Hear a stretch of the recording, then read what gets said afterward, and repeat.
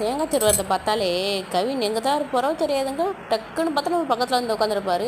எங்கடா இருந்து வந்தேன்னா இங்கே தான் நான் விளாண்டுட்டு இருந்தேம்மா, எதுக்கு வந்தேன்னு கேட்பேன்னா, அம்மா எனக்கு தேங்காய் கொடுமான்னு கையை நீட்டிக்கிட்டே இருப்பாள். இல்லைப்பா சமைக்கணும் பார்த்தாதுன்னு சொன்னால் கூட கேட்கவே மாட்டார். ரொம்ப நேரமாக கையை நீட்டிகிட்டே இருப்பார். சரி பிள்ளை கையை நீட்டுது, அவருக்கும் கொஞ்சம் தேங்காய் ஊற்றினா சாப்பிட்டுட்டு போவானா, போகவே மாட்டாங்க. பக்கத்தில் உட்காந்து திரும்ப திரும்ப கையை நீட்டிக்கிட்டே இருப்பார். அம்மா தேங்காய் திரும்ப கொடுமா அப்படின்னு ஆசையாக கேட்பார். நமக்கு கொஞ்சம் பாவம் பாருங்களா. சரிடப்பா என்ன கொடுத்துட்டேன், தேங்காய் வாங்கிட்டு அவரும் போயிடுவார். இந்த சிறுதானியத்தை எப்படியாவது அவர் டெய்லி சாப்பாடில் கொடுத்துணும்னு நினைக்கிற முடிய மாட்டேங்குதுங்க.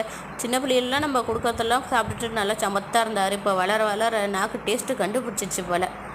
சிறுதானியத்தில் எந்த சாப்பாடு கொடுத்தாலும் வேணாம்மா எனக்கு பழைய மாவு தோசை தான் வேணும்னு வரும். அது என்ன பழைய மாவு தோசைன்னா, நம்ம இட்லிக்கு அரைச்சி மொத்தமாக ஃப்ரிட்ஜில் ஸ்டோர் பண்ணி வச்சோமாவா, அதிலேயே டெய்லி இட்லி தோசை கொடுமான்னு கேட்குறாரு. சின்ன பிள்ளை அவருக்கு நாக்கு டேஸ்ட்டு கண்டுபிடிச்சி போல். நம்ம தான் டெய்லி இந்த அரிசி மாவில் இட்லி தோசைன்னு சாப்பிட்றோன்னு சரி பிள்ளைக்காவது நல்லா தான் கொடுக்கலான்னா, சின்ன பிள்ளைலாம் இருக்கும்போது ஒன்றும் தெரியல, கம்முன்னு சாப்பிட்டுட்டாரு. இப்போ வர வர சரியாக சாப்பிட மாட்டேங்கிறாரு. அப்படி இப்படின்னு சண்டை போட்டு வம்பு பண்ணி ஏதாவது பாசாங்க பண்ணி பேசியே கொஞ்சம் கொடுக்க ஆரம்பிச்சிட்டேன். அப்போ சாப்பிட்டுட்டு தான் இருக்கார். இந்த கேழ்வரகு இடியாப்பத்தை கூட தேங்காய் பாலை விட சட்னி குருமா கிரேவிலாம் ரொம்ப டேஸ்ட்டாக அட்டகாசமாக இருக்குங்க. ஒரு நாள் நீங்களும் ட்ரை பண்ணி பாருங்கள். ஒரு நாள் எப்படித்தாங்க தேங்காய் பால் புழிஞ்சி இல்லை சக்கரை போட்டு கிண்டிக்கிட்டே இருந்தாங்க.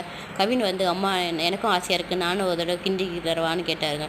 சரி புள்ள ஆசைப்படுறதுன்னு கொடுத்தா, இப்படி போயிட்டு திரும்ப வந்து பார்க்குறேன் கிச்சனே ஒரு வழியாக்கி வச்சுட்டாங்க. தேங்காய் பால் எங்கெல்லாம் ஊற்றி ஒரே கிச்சனே நாஸ்தி ஆயிடுச்சு. சரி என்ன பண்ணுறது, கிச்சனை துடைக்குமேனு க்ளீன் பண்ணிட்டு திரும்பி பார்க்குறேன், ஆளே காணும். இந்த கவின் பிள்ளை எங்கே போனானே தெரில. வீடு ஃபுல்லாக தேடி தேடி பார்க்குறேன், எங்கேயுமே இல்லை. எங்கேன்னு பார்த்தா சோஃபா கடையில் ஒழிஞ்சிட்ருக்காரு. அம்மா அடிச்சிருவோன்னு. சரி அம்மா அடிக்க மாட்டேன், நீ பண்ணது தப்பு இல்லை, இந்த மாதிரி தப்பை திரும்ப பண்ணக்கூடாதுன்னு சொல்லிவிட்டு அடுத்த வேலையை பார்க்குறேன். இந்த தண்ணி நல்லா கொதிக்க ஆரம்பிச்சிருச்சு இல்லையா, அடுத்தது இடியாப்பத்தை புரிஞ்சு வேக வச்சிட வேண்டியது தான். இந்த கொதிக்கிற தண்ணியை மாதிரி நம்ம கொதிக்கிறத நிறுத்தக்கூடாது. அந்த கனாப்படத்தில் ஐஸ்வர்யா ராஜேஷோட அம்மா சொல்லுவாங்க, ஒரு விஷயம் வேணும்னு ஆசைப்பட்டால் மட்டும் போட்டாது, அடம்பிடிக்கவும் தெரியணும்னு.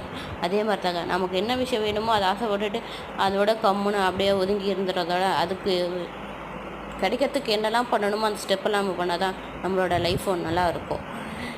பிரேக்ஃபாஸ்ட்டு ரெடி ஆகிடுச்சு, போய் சாப்பிட வேண்டியது தான். இது நெக்ஸ்ட் வீடியோவில் பார்க்கலாம். பாய்.